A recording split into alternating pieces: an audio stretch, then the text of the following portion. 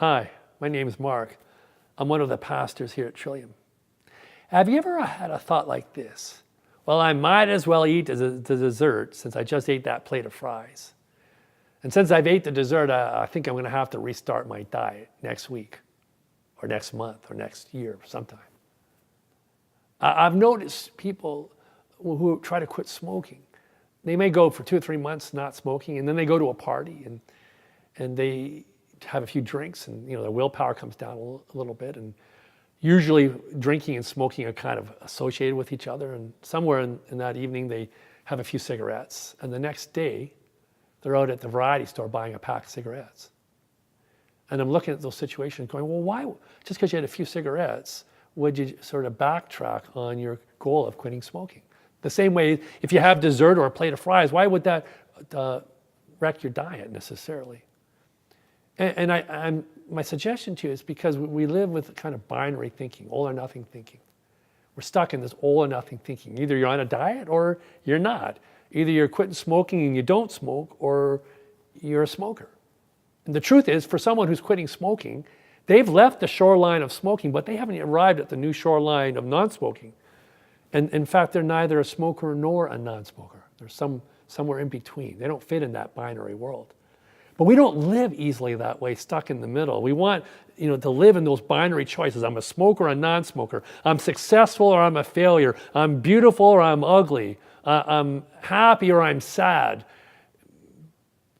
Truth, of course, is life doesn't always work quite that way. We've been talking about New Year's resolutions and goals with using Paul Marciano's 7 keys. And we're looking at the 6th key today. It goes like this. Remember, something is better than nothing. Something's better than nothing. Every step we take towards our goal is a good thing.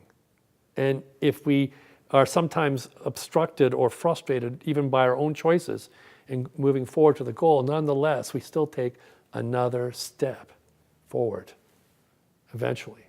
Lao Tzu, the famous Chinese philosopher, said, the journey of 1,000 miles begins with one step. One little step, and it continues forward with one step at a time. And we can get frustrated in life by the fact that even through our own actions and procrastination and other choices, we can frustrate our movement forward to our goal. But it doesn't take the power of the goal away for us, nor does it ultimately determine whether we're going to make it or not. For instance, I know someone who's been trying to reduce their sugar intake. And it's really hard. They're trying to get under that 50 grams of added sugar a day. But they love sweet goods. They love baked goods especially. Cookies and tarts and pies and cakes and all those sort of things. And it's hard for them to give that up. And so many times already, this person has taken a bite into a tart and then put the tart down and thrown it out.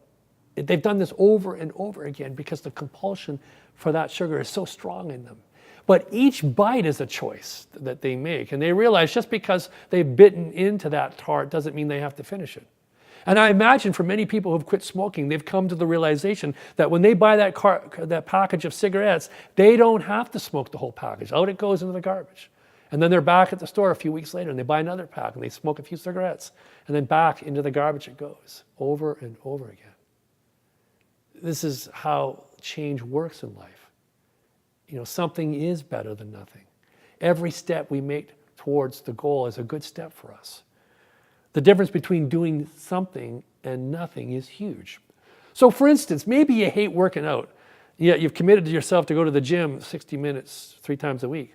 But through your procrastination, you run out of time. Then just have a 20-minute workout then. Say you've made a commitment every day after work to practice the piano for 20 minutes, but you get home and you're just burned out and you only got 5 minutes. Well, then just do the 5 minutes. You might even find the 50 minutes falls easily after the first 5. Jesus talks about this quite a bit in the Bible. He talks about this in the kingdom of heaven, the fact that it's mixed with good and bad, good seed, bad seed, yet in the midst of it all, we keep moving towards the goal of perfect love in life. And for us here at Trillium, being God's hands. Even doing God's work is filled with frustration and failure in the midst of us moving towards the goal of perfect love. We have this wonderful opportunity for us to move forward one step at a time. That is a good movement for us, one step at a time.